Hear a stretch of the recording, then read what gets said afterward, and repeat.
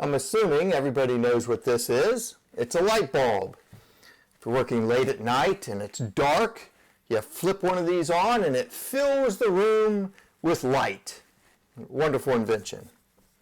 But sometimes I want it to be dark in my room and it's too light and there's a glare and things like that. So I have came up with this idea.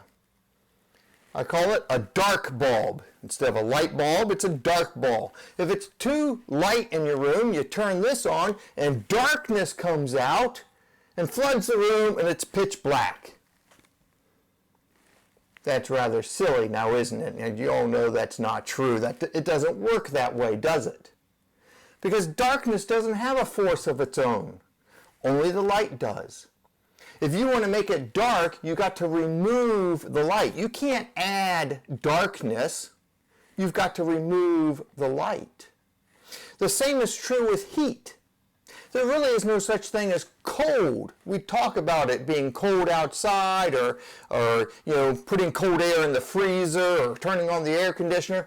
But really, even an air conditioner, you're just removing heat. You're not actually adding cold. You're removing heat, just like you have to remove light. And I tell you all this because people often fall into this heresy that's called dualism. They have lifted the devil up to be on the same plane as God. They've made him into a god, as if there's these two gods. That's why they call it dualism.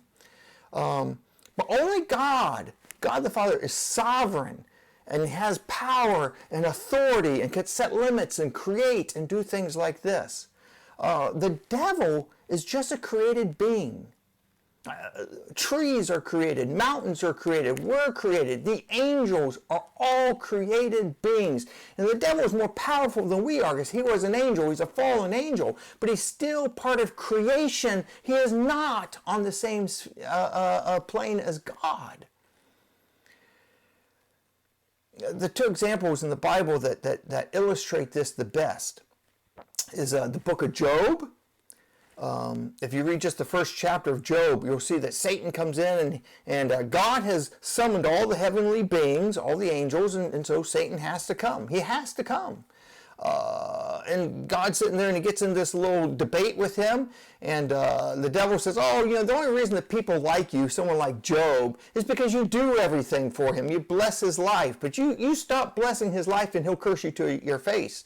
And so God allows Satan to do certain things. But God sets the limits, God sets the boundaries.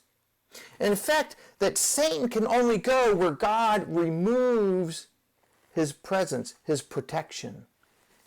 The second place that we see this is Judas. There's a lot of places, but the second best place that we see this is Judas. At the Last Supper, it says that the Spirit, God withdrew his Spirit from Judas, and then Satan can come in. See, Satan's not this force. It's not like a dark bulb where he can just put out darkness. It can only go where the light is removed, where there's a shadow, or something blocking the light.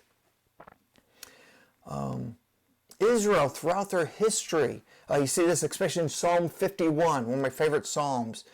Their plea isn't trying to knock down some kind of dark forces. Their plea is always to God because they know God and only God is free and sovereign. Do not remove your Holy Spirit from us. That's what Psalm 51 says. We know that we're sinners. Do not remove your Holy Spirit from us. Because if you remove your protection from us, then we're in danger. If the light is turned off, then it becomes dark. But only if the light's turned off. Darkness has no power. And this is why I like the very last verse of Matthew's Gospel so much. Jesus, when he's about to leave his disciples and they're scared, he's leaving. The light's going to be turned off. And he says, no, I will be with you always to the end of the ages. The light will always be with you. And as long as the light's with you, there is no darkness.